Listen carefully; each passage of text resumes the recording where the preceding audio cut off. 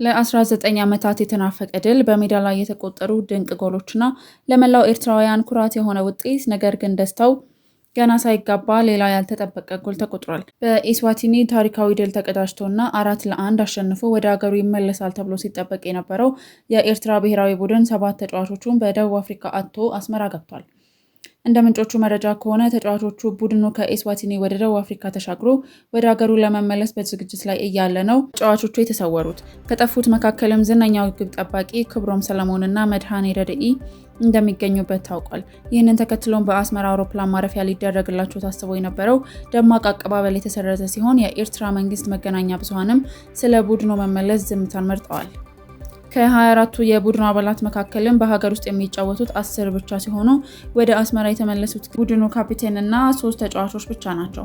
ይህ ክስተት በኤርትራ እግር ኳስ አዲስ አይደለም። ከዚህ ቀደም በ2009 መላው ቡድን በኬንያ፣ በ2015 ደግሞ 10 ተጫዋቾች በቦትስዋና መቅረታቸው ይታወሳል።